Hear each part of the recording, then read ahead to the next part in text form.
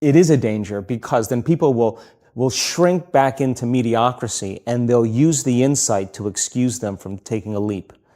They'll say, yeah, I have a chemical imbalance in my brain. Yeah, my father was really overbearing. He was a perfectionist. That's why I am the way I am. People, they come up with stuff to excuse themselves. The insight is actually giving them permission to stay limited. And it's an amazing idea because they'll say to you that they really want to get over their anxiety. But let's take your ex-husband, let's put him in a straitjacket, let's duct tape him and shoot him to the moon. Now what? I mean, what are you going to do now? You still have to make those changes. And so then the person's enemy dies or something shifts in their life and that person's gone, they'll find another person to hate.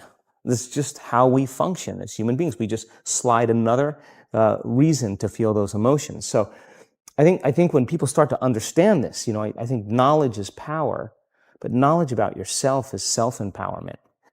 If you're watching this video, it's because the universe picked you to see it. No need to stress if things are a bit puzzling at the moment. We're here to help you understand. Just stick around and keep watching. Basically, our bodies are mostly shaped by our past experiences. If you don't focus on creating a new vision or possibility for your future, your brain will stick to its old ways of thinking and feeling from the past. The big question is, can you believe in a future that you haven't seen or felt yet? According to the latest research in neuroscience, just thinking about it can actually change your brain. When you think about a new possibility, your brain starts firing in different ways, creating new patterns.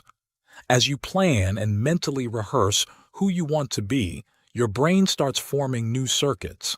Instead of being stuck in the past, your brain becomes a map to the future. Now, if you start emotionally embracing your future before it happens, like feeling healed, loved, or successful before those things actually occur, you're not following the old idea of waiting for things to happen before you feel a certain way. The new way is to cause and effect, meaning you experience feelings of worthiness, abundance, and love before they materialize. This approach involves teaching your body how the future could feel before it becomes real. If done correctly, your body starts to believe it's living in that future right now. This process influences your genes and begins to change your body to match the future you envision. In a nutshell, the process of change in meditation involves unlearning old habits and relearning new ones. It's about breaking free from your old self, rewiring your brain, and creating a new self. This includes letting go of old emotions stored in your body and conditioning it to respond to a new mindset and emotions. Instead of signaling the same old genes in the same way, you start signaling new genes in new ways. This shift helps you pull your energy away from the past and invest it into creating the future you want. So begin by writing down all the things you wanted to do to reach your vision, the choices, experiences, goals, and the joyful emotions you expected to feel. This was like pointing your focus towards your desired destiny. But here's where you did something really smart. You also listed the choices you decided not to make and became aware of the behaviors you wanted to avoid. You thought about experiences you wanted to stay away from and emotions that would bring you down. By doing this, you started to separate your old self from the new self.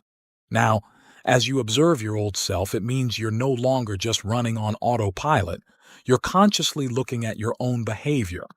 Imagine if you've had tough times in the past and those experiences made you feel sad, unworthy, guilty, and judgmental.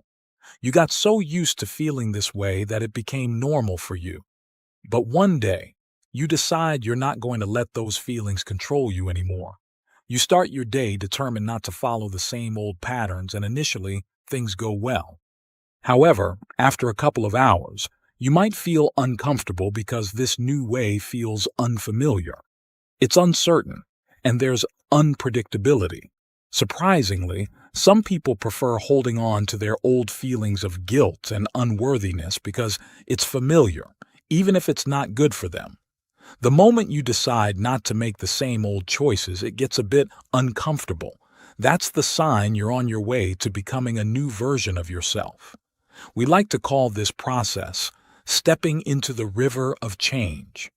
Your personality shapes your personal reality. That's how your life looks and feels. Your personality is a mix of how you think, act, and feel. The person you are right now has created your current life. So, if you want to make your life different, you've got to change your personality. Because here's the deal, nothing really changes in your life until you change yourself. Now, we've been studying change for over 10 years, and here's the scoop. If you're thinking the same thoughts day after day, and most of us are, you're in a bit of a pickle because those same thoughts lead to the same choices, and those choices lead to the same behaviors, which then give you the same experiences. And guess what? Those experiences bring up the same old emotions, which just cycle back into the same thoughts. It's like a never-ending loop. Traditionally, people only decide to change when they face a crisis or something really tough. But here's the exciting part. You can decide to change even without a big crisis. There's this cool concept called metacognition. It's like having a brain function that lets you think about what you're thinking, notice how you're acting, and become aware of how you're feeling. The trick is, you need to become conscious of these patterns. When you're aware of your thoughts, behaviors, and feelings, you're not just running on autopilot anymore. You're like the boss observing the program. This is the first step to change. Meditation, by the way, just means becoming familiar with your thoughts and feelings. So, when you catch yourself thinking, I can't do this, or blaming others all the time, that's when you become conscious. You're basically looking at the label on the jar from the outside instead of being stuck inside. The key moment of change is when you become so aware of your habits that you don't go back to being unconscious. It's like realizing, hey, I don't want to forget this. I want to remember and keep making positive changes. So becoming aware and taking action, that's the game changer. Think of it like this. Every day, the vibes you're putting out into the world can either be good or bad. Let's say you're walking around feeling all sorry for yourself and thinking life is just tough. Well, that vibe you're sending out is like saying, give me more tough stuff, but make it surprising and undeniable that I caused it. It's not about getting punished for mistakes. It's more like facing the consequences of our own attitudes. Now flip the script. If you learn how to focus on the energy of your future dreams, ditching the baggage from the past, and really believe in what's ahead, magic happens. Picture this. You've got a clear vision of where you're headed, and you're already feeling the excitement of reaching those goals before they happen. That vibe you're sending out is like a whole new signal to the universe. Here's where it gets interesting. The more you keep your mind on that positive energy, the more you attract good things your way. But if you get all worked up and frustrated, let's say stuck in traffic, you're kind of disconnecting from that positive energy and slipping back into old vibes. Suddenly, it feels like you're just a small part of a big, tough world, and you start pushing, controlling, and stressing out. Now, let's get to the fun part.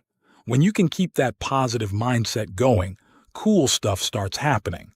You notice weird coincidences, get unexpected opportunities, and things just fall into place. It's like you're tuned into a secret channel of information. And not only are you connected to it, but you're also changing the frequency. More and more people start catching on to this, and fewer folks feel like life's just happening to them.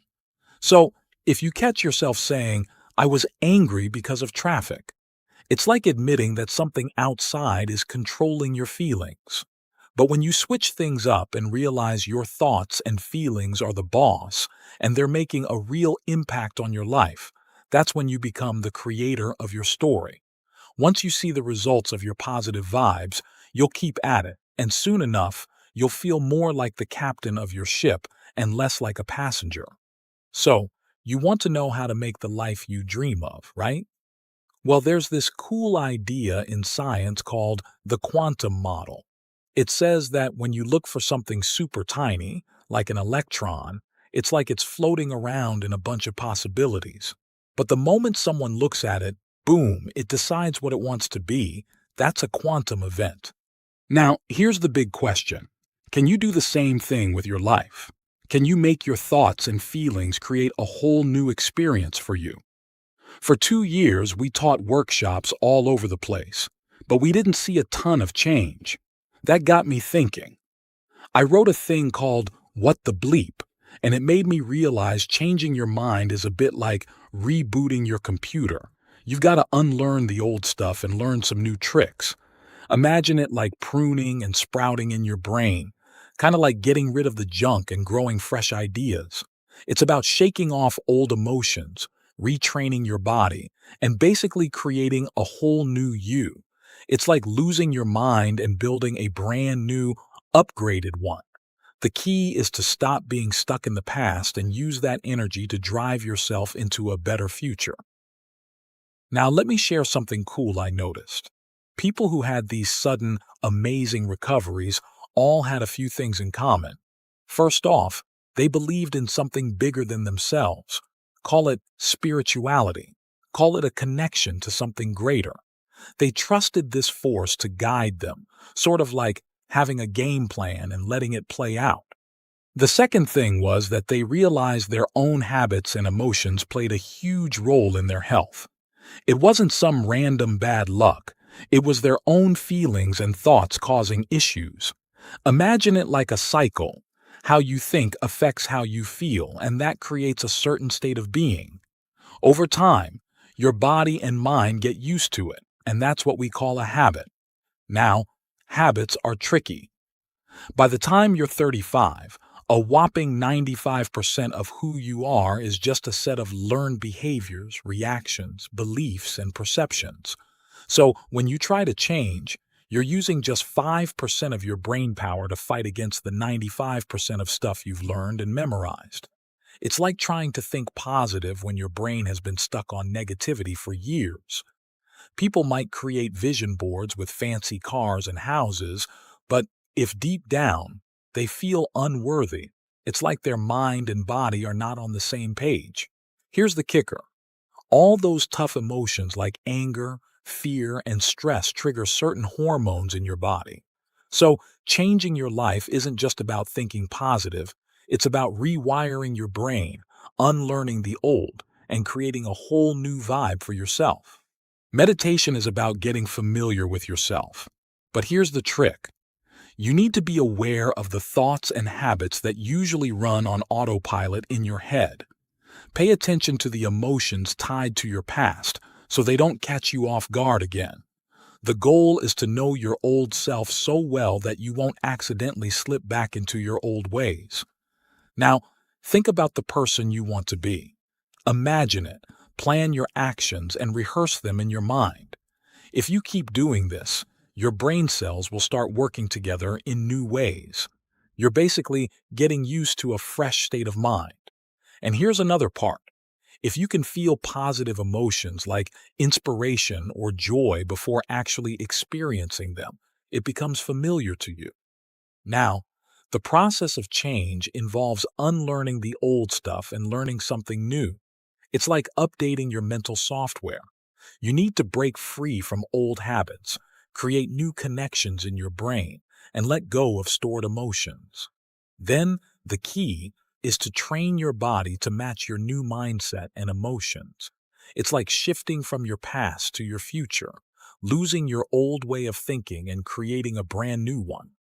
Sure, it might feel a bit weird and uncomfortable at first, like trying on a new pair of shoes.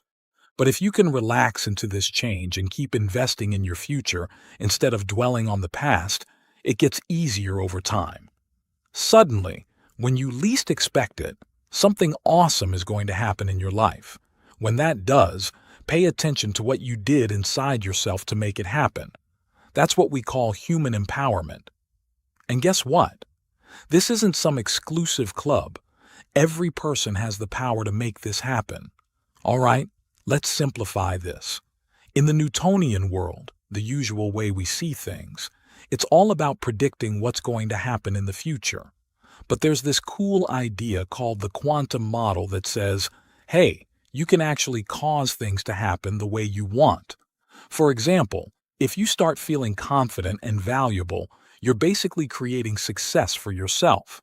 Or if you feel happy and complete, your healing process kicks in. When you love yourself and everything around you, good things start popping up. It's like you're causing a positive effect. Now here's the cool part.